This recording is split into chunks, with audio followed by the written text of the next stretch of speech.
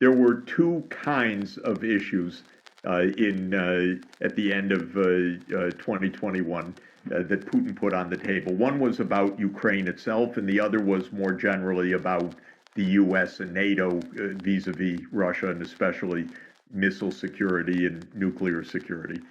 When it came to Ukraine, there were three basic points. One was no NATO enlargement, which I think is the fundamental point. Second was Crimea. Crimea is a very interesting story, by the way, because Russia was content, I would say, maybe it's not exactly the right word, but Russia accepted that Crimea would be part of Ukraine when Ukraine was responsibly recognizing Russia's stakes in Crimea. Yanukovych was negotiating with Putin a long-term lease because, after all, Russia's naval fleet has been in Sevastopol since 1783. And you don't have to know too much history to know that the first Crimean War, 1853 to 1856, was explicitly by the UK and France to push the Russian fleet out of the Black Sea, basically to eliminate Russia's naval force in Sevastopol. And it was, in fact, canceled for 20 years. That's Russia's historical memory, and rightly so. So the first thing was there had been a modus vivendi on Crimea. But after the Yanukovych overthrow, and Crimea being overwhelmingly Russian, and there was the plebiscite and whatever, Russia claimed Crimea. Putin said at the end of 2021, Crimea is Russian.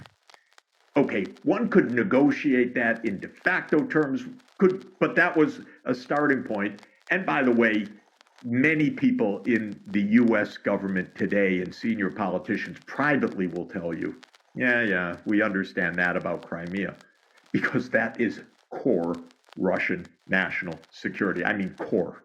So that was number one. Number two, no, I'm sorry, that was number two. NATO number one, Crimea number two, and the third was the Donbass. And at that point, Russia had not annexed the Donbass region, Donetsk and Lugansk. Russia had said, implement the treaties that Ukraine has agreed to but failed to implement, the Minsk II agreement. This is pretty basic. Implement what you've agreed. And France and Germany were guarantors in what's called the Normandy process of the Minsk agreements. We heard, an incredibly weird interview by former Chancellor Angela Merkel that, I didn't really mean it with the Minsk II agreements. We didn't think they were going to be implemented.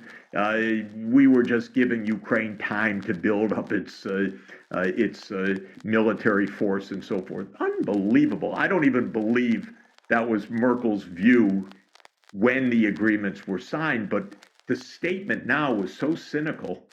And Russia was saying, honor what you agreed. Is that outrageous? Is that crazy? Is that some, Peter the Great villainy? No, it was pretty basic. So I said to the White House, look, are you kidding? We're going to have a war over NATO enlargement that you claim isn't going to take place, and Crimea, which you know the real story about, and the Minsk II agreements. We're going to have a big war and see Ukraine destroyed over these three factors. Well, the U.S. refused to negotiate. But fundamentally, it refused to negotiate over all of them, in fact, but it absolutely refused to negotiate over NATO. Then there are the real security issues of where are you putting your missiles and what are you putting up against our borders? And those are serious issues. We almost had nuclear war in 1962 when the Soviet Union, in a dingbat move of Nikita Khrushchev, put offensive nuclear weapons in Cuba. And the world almost ended at that moment because the U.S. said, no, we will not have those on our border.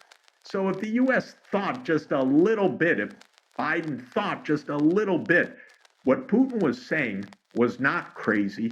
It was the grounds for serious negotiation. But of course, it was completely brushed aside. And we have what we have. Now, what is very important to know, and also our wonderful mainstream media have not spent 5 minutes on this crucial point. After the Russians invaded on February 24th, about 2 weeks later, Zelensky said, neutrality wouldn't be the worst thing in the world. Donbass and Crimea, we should talk about that. And what happened actually, what really happened, which I don't think I ever read a word about in the New York Times. I apologize. They may have written something on page A17. But what really happened was that when Zelensky said this, the Russians said, that is grounds for us negotiating a quick end to this. And actually, there were exchanges of papers. In fact, the Russians, based on Zelensky's statements, exchanged papers. The Ukrainians came back. The Turkish foreign ministry was the mediator. Actually, Naftali Bennett, the former prime minister of Israel, played a role. And by the end of March, they were close to an agreement based on Ukrainian neutrality. Now, I've heard this story from a lot of insiders in some length. One day, the Ukrainians showed up and said, we're not negotiating anymore. That's the truth. You'd think a New York Times reporter might have just a glimmer of curiosity about that, but of course, no, because this whole episode was just brushed aside. But what we have good reason to believe is the United States told the Ukrainians, no, do not negotiate on that basis. Do not negotiate on the basis of neutrality. And Naftali Bennett gave a strange but very interesting long interview online. I wonder if it's still online. I listened to it at length. And he said, he became friendly with Putin. He became friendly with Zelensky. He said, I can help mediate between this. So he was alongside the Turkish mediators. And he said we were close to an agreement. And then he said the U.S. stopped it.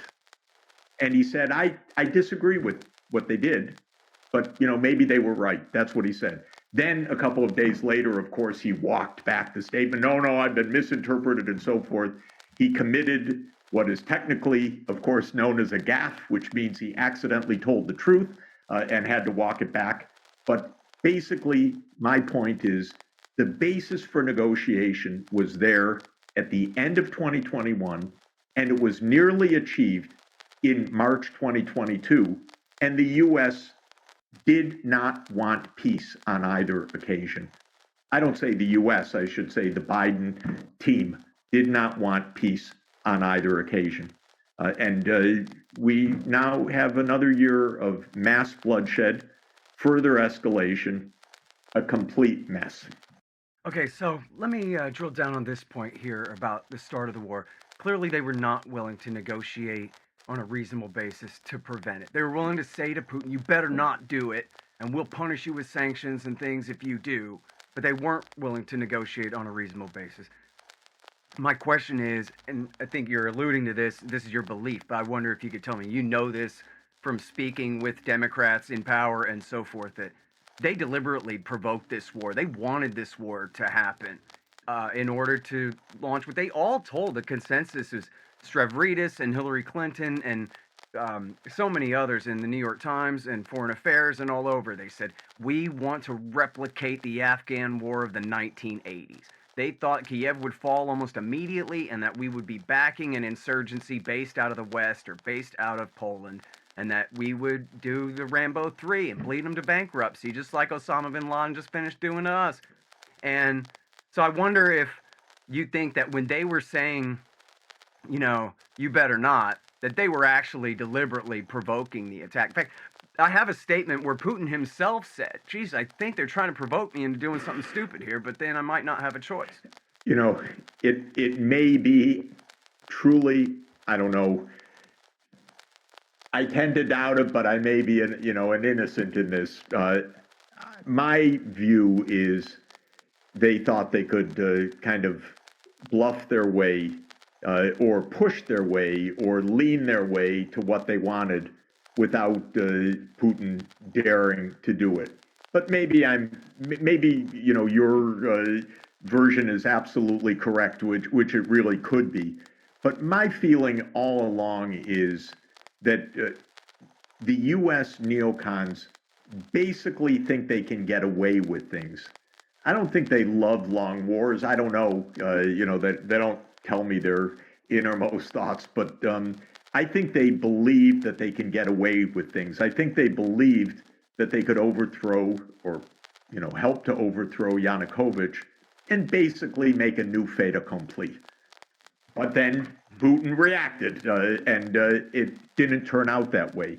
I think that they thought that the threat of what they thought would be, the crushing sanctions that would just bring the Russian economy to its knees, an extremely naive idea, by the way. And I told them that also. And there I have some professional expertise.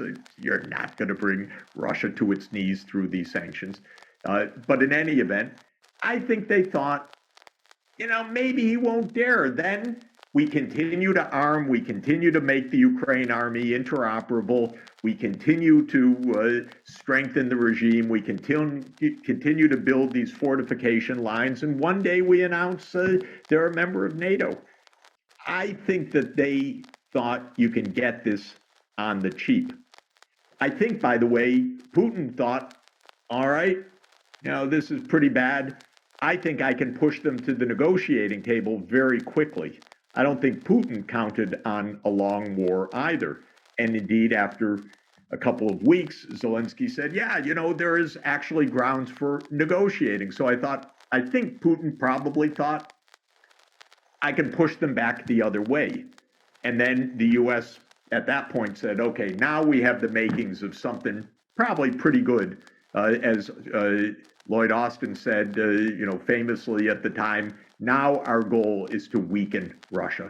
So that view, I don't know if it was there in December, but it was pretty explicitly stated by the end of March that now we'll have a long war. I think there was an element of bluff here also, because I think they didn't believe that Putin would be able to politically mobilize Russia for a longer war.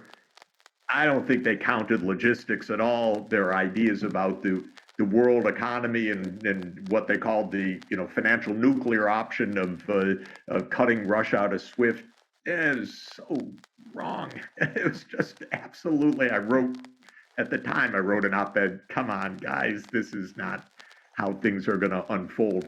But my view in this escalating battle is that each side has thought this will push the other to back down, and what you have is two very strong wills. One says, no one tells NATO where to go, when to go, how to go. We are the United States of America. And the other side says, NATO will not be on our border. And, I think the neocons have led us into one debacle after another, and that this is yet another one. Of course, it's led Ukraine into a far worse debacle. But it's this clash of wills, not wanting long war, but each one thinking, in this game of chicken, I can push the other to back down. And so far, we're on a path of escalation. And frankly, it's an extraordinarily dangerous path of escalation. And that's the other game of the media. You're not allowed to say anything is dangerous. Oh, we can't have nuclear blackmail. We can't have this and we can't have that. Well, you know what? We should worry, because there are a lot of irresponsible people in our government and in Russia and in other places, and you got to worry all the time that escalation can get out of hand.